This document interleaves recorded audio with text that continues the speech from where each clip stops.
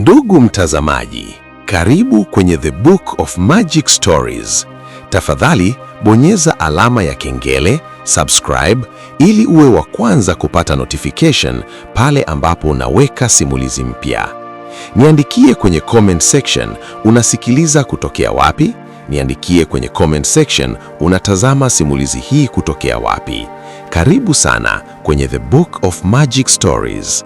Jina langu naitwa Ayubu Obedi. Sasa tuanze simulizi yetu.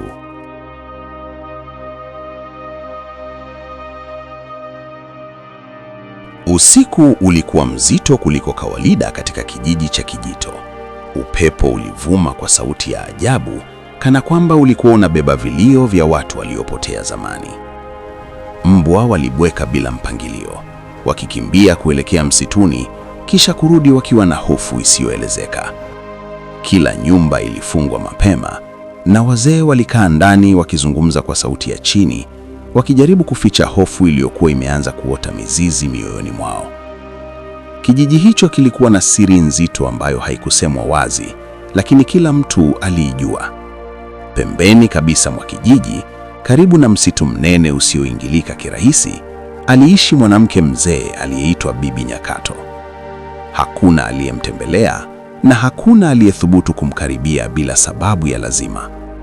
Waliodai kumwona kwa karibu walielezea macho yake mekundu kama makaa ya moto na tabasamu lililojaa meno makali yasiyo ya kawaida. Lakini kwa muda mrefu, yote hayo yalichukuliwa kama hadithi za kutishana tu, mpaka watu wakaanza kupotea. Mwanzoni ilikuwa ni mifugo. Ng'ombe walitoweka usiku, mbuzi walipatikana wakiwa wamechanwa vipande, na kuku walipotea bila alama. Watu walidhani ni wanyama wa msituni. Lakini siku moja, mtoto mdogo aitwaye Juma alitoka kucheza jioni na hakurudi nyumbani. Kesho yake, kiatu chake kilipatikana karibu na njia inayoelekea kwa Bibi Nyakato. Tangu siku hiyo, kijiji hakikuwa kile kile tena. Miaka ilipita, lakini matukio hayakukoma. Mtu alipotea leo, mwingine kesho. Hakukuwa na ushahidi wa moja kwa moja, lakini kivuli cha tuhuma kilizidi kumzunguka yule bibi. Watu waliogopa hata kulitamka jina lake usiku. Katika kijiji hicho aliishi kijana mmoja aitwaye Baraka. Tofauti na wengine, yeye hakuamini hofu bila ushahidi. Alikuwa jasiri, mwenye akili na aliyechoshwa na maisha ya woga.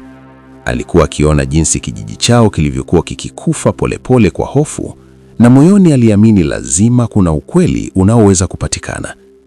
Siku moja, habari mbaya zilimfikia.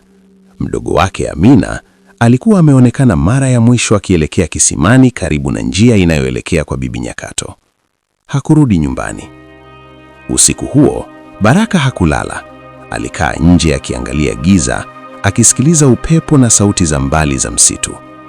Asubuhi ilipofika, alichukua fimbo, kisu kidogo na tochi, kisha akaanza safari kuelekea huko alikodhani chanzo cha kila kitu kilikuwa. Njia ilikuwa ya kutisha. Miti mirefu ilizuia mwanga wa jua na hewa ilikuwa nzito yenye harufu ya kuoza na unyevunyevu. Kadri alivyozidi kusogea, ndivyo kimya kilivyozidi kuwa kizito. Hakukuwa na ndege wala wadudu. Ilikuwa kama sehemu hiyo ilikuwa imekufa. Hatimaye alifika kwenye kibanda cha Bibi Nyakato. Mlango ulikuwa wazi kidogo. Baraka alisogea taratibu, akasukuma mlango polepole. Ndani kulikuwa na giza, lakini alipowasha tochi, aliona kitu kilichomfanya mwili wake kuganda. Kulikuwa na mifupa ya binadamu imepangwa pembeni kana kwamba ilikuwa kitu cha kawaida kabisa. Vyombo vilikuwa vimejaa nyama iliyokatwa vipande, na chungu kikubwa kilitoa harufu ya kupikwa. Hapo ndipo hofu ilipogeuka kuwa ukweli. Kabla hajachukua hatua nyingine, sauti nzito ilisikika nyuma yake. "Umemtafuta nani mwanangu?" Baraka aligeuka polepole. Bibi Nyakato alikuwa amesimama pale, macho yake yakiwaka kama moto na mikono yake ikiwa imejaa damu. Alikuwa akitabasamu, akishika kipande cha nyama kama mtu anayekula chakula cha kawaida. "Unajua kwa nini watu wa kijiji chenu wanapotea? Ni kwa sababu wana ladha tamu."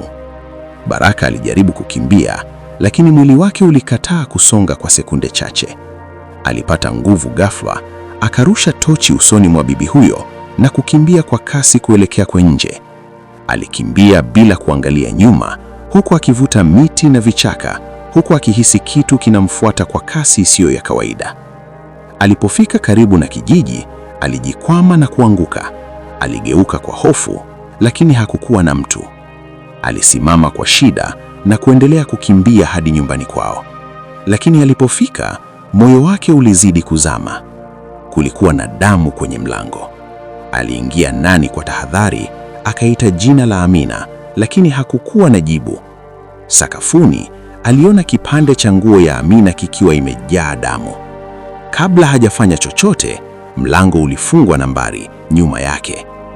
"Usijaribu kunikimbia tena," sauti ya Bibi Nyakato ilisikika kila kona ya nyumba. Baraka alishika kisu chake kwa nguvu. "Umemfanya nini Amina?" aliuliza kwa sauti iliyovunjika. Kicheko cha bibi kilijibu, "Watoto huwa laini sana, wanahitaji muda mfupi tu kuiva." Hasira ilimjaa Baraka. Alikimbilia upande ule aliposikia sauti, lakini hakukuwa na mtu. Ghafla, mlango wa nyuma ulifunguka kwa kishindo, hewa mkali ikaingia ndani na kuzima mwanga. Kitu kilidondoka sakafuni. Alipowasha tochi, aliona mfuko mdogo. Alipoufungua, akakuta nywele na pete ya Amina. Machozi yalimtaririka. Lakini kabla hajachukua hatua nyingine, mlango wa mbele ulivunjwa na wanaume wa kijiji waliokuwa wamekuja kumtafuta. Walipoingia, walikuta hali ile ya kutisha, lakini hawakumuona bibi huyo.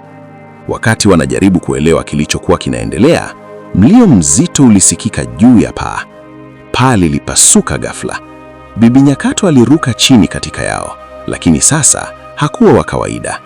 Mwili wake ulikuwa umejikunja kwa namna ya ajabu, mikono mirefu, macho yanawaka na meno makali kama ya mnyama.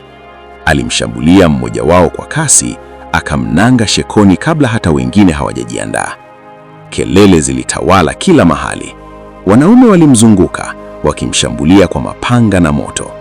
Lakini alikuwa na nguvu zisizo za kawaida, akiruka na kupotea kama kivuli. Baraka alichukua fimbo iliyowashwa moto. "Leo inaisha," alipiga kelele. Bibi alimrukia, lakini Baraka alijirusha pembeni na kumchoma moto mgongoni.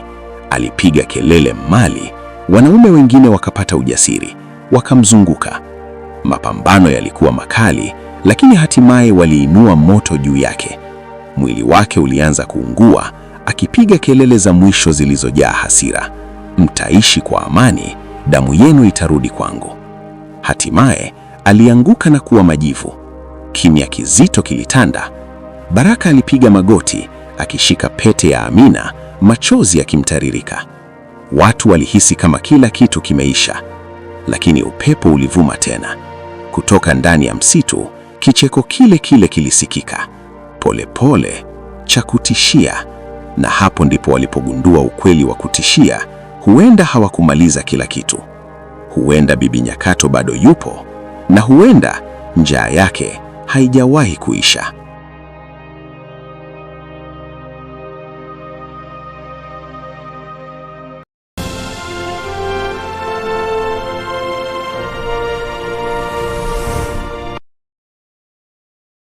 Ndugu mtazamaji, asante kwa kutizama simulizi hii mpaka mwisho, na pia kama umeipenda, niandikie kwenye comment section hapo chini, na pia unaweza kunitumia ujumbe mfupi kupitia namba yangu ya WhatsApp ambayo ni 0766947545, na pia kama una mchango wowote wa kifedha ili kuiboresha The Book of Magic Stories, unaweza kutuma kiasi chochote ulichonacho kupitia namba yangu ya M-Pesa ambayo ni 0766947545. Jina langu naitwa Ayubu Obedi. Tukutane katika simulizi zifuatazo. Asante na kwa heri mpaka wakati mwingine tena.